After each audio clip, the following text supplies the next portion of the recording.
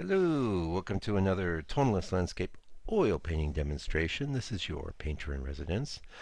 And welcome as well to the Mastering George Inness series. Day/week 13 today. And the painting I'm bringing you is quite special. It's called After the Shower, and there is no color image of this painting on the internet, on the interwebs. And we're going to read from the catalog raisonné about it, and you'll see why. There are, however, some really nice apparently it was done as a reproduction back in, say, 1910 or so, and there are some very good images of that, which had a full value scale. It was sepia. So we'll talk a bit throughout the video as to how I made a color image from a sepia print. So it's kind of double whammy today, not your usual Inness video, because there's tons of great paintings by George Inness that we have, good digital photos of. Of course, he was the color master. Now I have no way of knowing if the colors I did are even like the actual colors in the painting or not. And we're going to discuss why, I guess, starting now. So, what did I do? What was my plan? Well, for one, I could just guess. I could have, and then this is a technique you can try. You can have a black and white image, printed out or on your monitor, and you can have a color image that's totally different, printed out or on your monitor, and you can do your best to pull the color from one image into the other as you're painting. That's not a bad way to go, really. Um, what I did though was I utilized technology. So one of the things about my practice is I used to be working in programs like Adobe Photoshop 8 to 10 hours a day as a professional commercial illustrator and part-time graphic designer. Mostly I did illustration, but sometimes design too. Worked in programs like Illustrator and Photoshop mostly. And so what I did in those days is like I was a big time pen and ink guy before I started my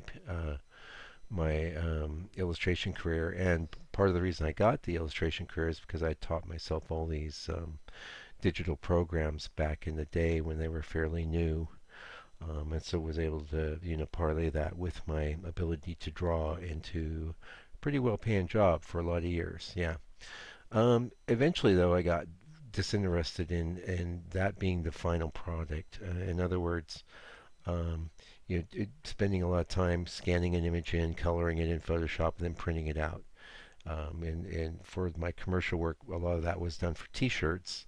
But you could do that for any kind of image, and sell the prints and what have you. I'm far more interested in creating paintings. I do some prints, and I'm happy to photograph them, and I'm happy, really totally happy to videotape the process, which is what you're seeing now.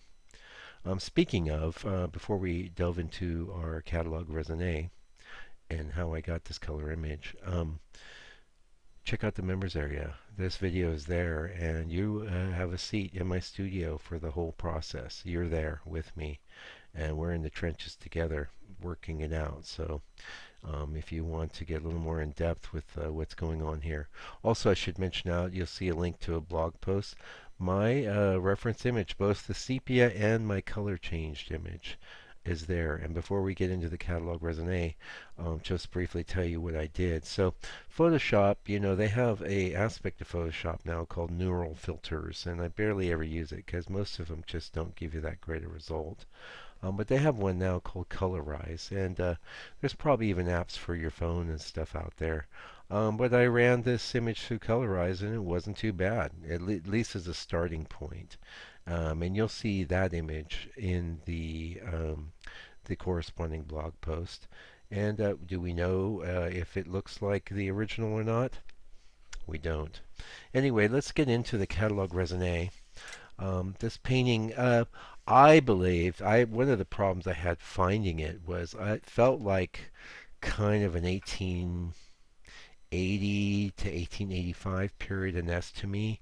But it's here in the catalog dated 1875 to 1879 or later, and I do believe it was later. Sign in the lower left. Present owner unknown. Let's talk about it. A description: a pool of water in the immediate right foreground reflects the trunks of a group of tall trees that grow somewhat farther back on the right of the shadowed foreground, their foliage filling the upper part at the right and the center. A woman and child stand on the left in the lighted middle ground field, which looks upon a town among the full trees in a valley across the near distance. The roof and steeple of a church rise above the trees at the right. Beyond the ridge at the far side of the valley, a low mountain range crosses the far distance. Bands of thick clouds are tinted by the late afternoon light. That's the only clue I might have for color. And I got some tinting going on, but geez, this thing could have been, full out yellow and orange for all I know. I don't know. I decided to go with sort of a grayish purple thing with some yellow. Anyway, comment. Having traditionally been dated in the first Medfield period in the early 1860s, this painting presents challenges as to dating. It follows a compositional study which appears to date no earlier than 1875. And there is a study in this catalog, and it's the exact same scene, just painted quite roughly. Yeah, that's the near Medfield, and that is a 7 by 10 inch, very small painting. Probably painted there on the at the site where he was, painting. Anyway, uh, however, this suggests a date toward 1890. Strong early history never was examined for the technical qualities that could help resolve the question of dating. Because, why? They don't have this painting. Yeah. Where's that? Having traditionally been. I jumped. Seen by the author years ago and now unlocated, the painting, which has a strong early history, never was examined for technical qualities that could help resolve the question of dating. Isn't that fascinating? So, this is just one of the Innesses that was around. It was in several exhibitions, and I won't get into all that. We have a good provenance of all the people that owned it, but that poops out, around, in the 70s. It was in several exhibitions and traveling exhibitions, and it was in some books too, but these books were put out in the non-color era of books, which is kind of when I was a kid, 60s, 70s, you'd have a color section of a book. Anyway, isn't that interesting? So, yeah, and we're going to get into a little bit of. Oh, let me mention the size of it. It says it was a yes, 12 and a quarter by 18 and a half. Not a super large painting. Very lovely though. 554. It's catalog number 554. 12 by 18. That's the size I could have painted. I did this as an 8 by 12. I had some difficulty finding this. I wanted to find it as I was doing the painting. I was looking and looking and looking, and probably because I was trying to get out of the house, I wasn't able to find it quickly. So not a huge painting, but lovely. And I saw this in the book actually, and this was what sparked everything. I says, "Wow, I just love that composition. Where is that painting?" And I looked and looked and looked on the internet, and all I could find was this very lovely sepia toned high resolution reproduction, which gave me the requisite values. And there was someone who was commenting on the channel about values and some of the challenges that they've run into. And the comment that I'd given that individual was that values really tell the story more than color. Color is sort of draped over the values, and color, of course, is incredibly important, especially for the emotive aspect of the painting. But you can do quite a lot with just values too. Never underestimate them or misunderestimate them. Yeah. Well, not that we misunderestimate colors, but people tend to get real fixated on color because they can see it. They can say, wow, the colors, that's important. And then people want to know about the color mixing. Um, by the way, I think 15 minutes worth of color mixing in the members area videos. So I get comments on my 15-minute videos. You should talk about color mixing. And I do. Actually, I'd like to give you an overview in the 15. So we've got just a brief moment before I get into the History of American Tonalism chapter on Inness. Yeah, green. So the Mike's green, which is a mixture of acrylite yellow and ivory black. Okay. We have some grays. Now the grays I start a lot of times with the basis of what I call Mike's gray, which is just ivory black and white. I shoot for 50 to 60% tone. Um, we had quite a lot of little bits of that deoazine purple in the sky. The greens were modified extensively with like your burnt sienna, your alizarin crimson, little bits of phthalo green, little bits of permanent green light, lots of orange, and in some cases yellow ochre and cad yellow. So these are the colors that are mostly in this painting. So if you're curious about that, but if you want to see me actually sit there and do my mixtures and what proportions I use of what, you know, get your $6 out, yo. It's only $6, and you can check it out. And it's fine to tip in and tip out. Um, there's a lot of cool stuff in the members area, and you wouldn't regret it. Also, you're supporting this artist, and it's great. I really appreciate the support. Some of you have been buying paintings, and that is my absolute favorite way to be supported. I keep the prices low so that regular people like you and I can afford them. You know, I'd rather sell more paintings at a lower price and get some movement, get them in people's homes. Anyway, let's get into History of American Tonalism, chapter on Inness. Here we are on page 46. And it starts off, Inness biographer Elliot Dangerfield. He was also a painter. He was okay. He's done some good paintings. I don't like all of them. Inness biographer Elliot Dangerfield related how Inness preferred to regard his beloved middle tone in terms. Oh, yes, we were talking about the middle tone. Him and his friend would have big arguments about it. William Page, I think, was his name. We talked about that last week when we were reading from this very same chapter.